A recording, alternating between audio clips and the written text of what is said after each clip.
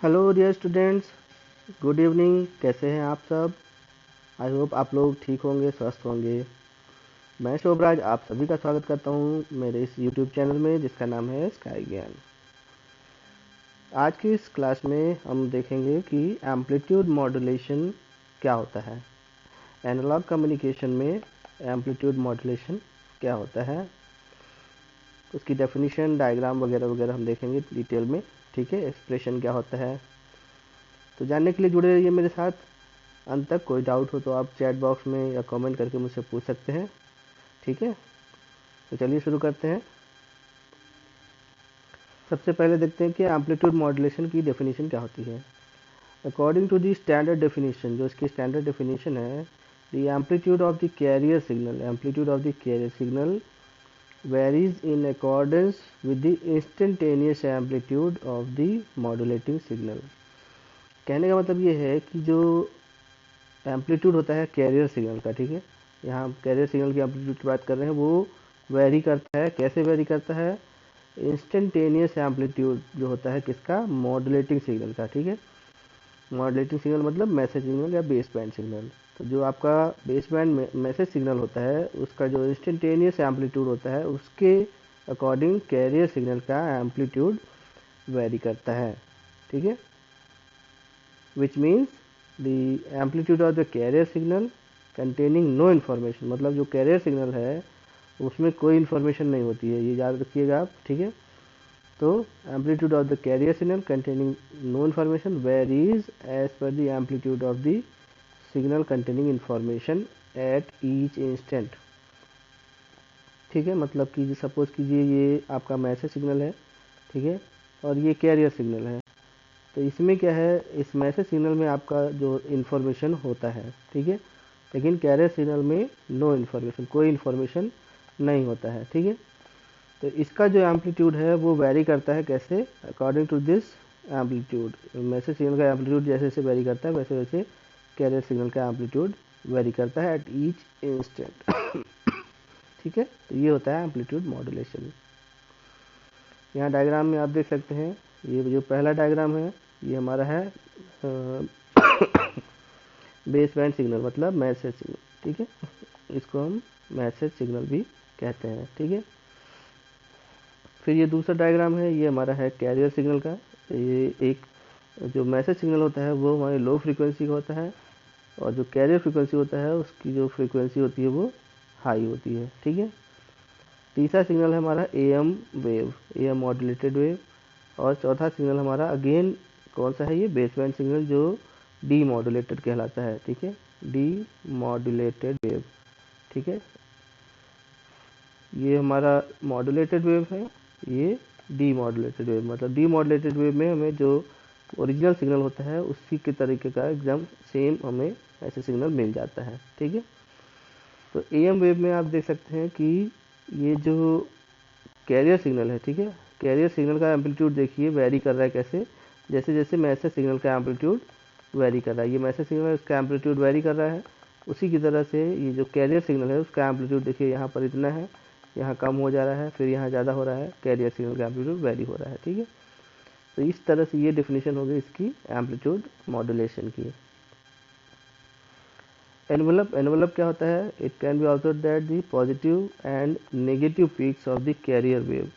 यहाँ पर पॉजिटिव और नेगेटिव पीक की अगर आप ध्यान देंगे, कैरियर वेव का दोनों इंटरकनेक्टेड है विद इमेजिनरी लाइन। ठीक है, this line helps recreating the exact shape of the modulating signal. मतलब ये जो लाइन होती है वो मैसेज सिग्नल को रिक्रिएट कर रही होती है।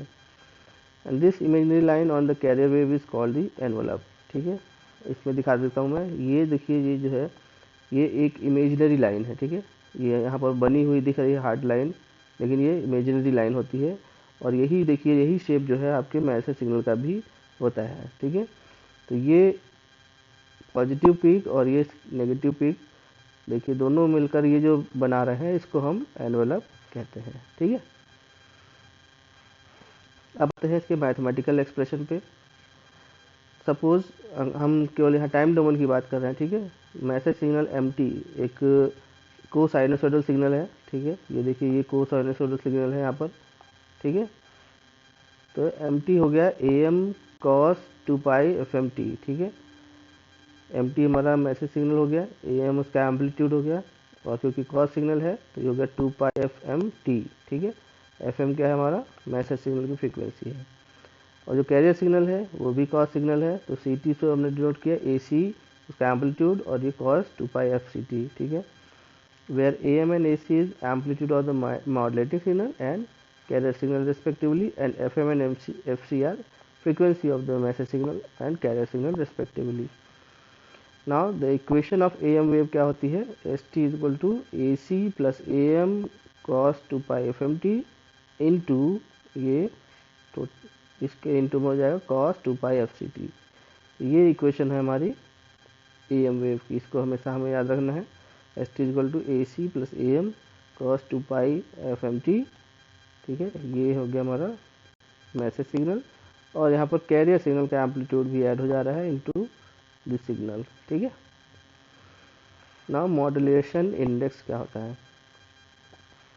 A carrier wave after being modulated, मतलब एक कैरियर वेव जब मॉड्यूलेट हो जाती है, if the modulated level is calculated, ठीक है। मॉड्यूलेशन होने के बाद अगर हमें मॉड्यूलेशन लेवल कैलकुलेट करना है तब हम क्या कैलकुलेट करेंगे, उसका मॉड्यूलेशन इंडेक्स या फिर मॉड्यूलेशन डेप्थ उसकी कैलकुलेट करते हैं, ठीक है। It states the level of modulation that a carrier wave undergoes, मतलब कि ये बताता है कि कैरियर वेव का मॉड्यूलेशन कितना हो रहा है, ठीक है। ये हमारी इक्वेशन है, S T equal to A सी, यहाँ पर हमने इस प्रीवियस इक्वेशन में अगर आप ध्यान देंगे तो यहाँ पर हमने ए सी जो है कॉमन ले लिया है, ठीक है। तो ए सी बाहर आ गया, बचेगा 1 plus A M by A C cos 2π/fmt and cos 2π/fct, ठीक है। ना this term will be denoted as mu, ठीक है। इसको हमने म्यू से डिनोट कर दिया, और यही म्यू जो हमारा होता है मॉड्यूलेशन इंडेक्स, ठीक है। तो म्यू की डेफिनेशन या फॉर्मूला क्या हो गया, mu equal to A M by A C, right. We can calculate the value of modulation index by using the above formula. अगर हमें एम्पलीट्यूड ऑफ मैसेज सिग्नल और कैरियर सिग्नल पता हो तो हम मॉड्यूलेशन इंडेक्स इजीली कैलकुलेट कर सकते हैं, right. Now calculation of modulation index का एक और फार्मूला होता है, वो हम डिराइव करते हैं, ठीक है। सपोज करो let A max and A minimum is the maximum and minimum amplitude of the modulated wave. अगर आप डायग्राम में देखेंगे तो ये जो एम्पलीट्यूड है, देखिए ये है मैक्सिमम एम्पलीट्यूड और ये है मिनिमम एम्पलीट्यूड, ठीक है, राइट। तो ए मैक्स हमें कब मिल सकता है, जब cos 2π/fmt 1 हो जाए, ठीक है। मैक्सिमम एम्पलीट्यूड हमें कब मिलेगा, जब दिस टर्म विल बिकम 1, ठीक है। और ये 1 हो गया तो हमें ए मैक्स मिल जाएगा A C plus M according to this formula, ठीक है। अगर हमने बोला कि ये टर्म जो होता है 1 हो जाएगा, ठीक है, तो हमें क्या मिलेगा ए सी प्लस ए एम। और सिमिलरली 2π/fmt अगर -1 हो जाए तो हमें मिनिमम एम्पलीट्यूड मिलेगा, ठीक है, ए सी माइनस ए एम मिलेगा, राइट। अब हमारे पास ये इक्वेशन नंबर 1 और ये 2 है, ठीक है।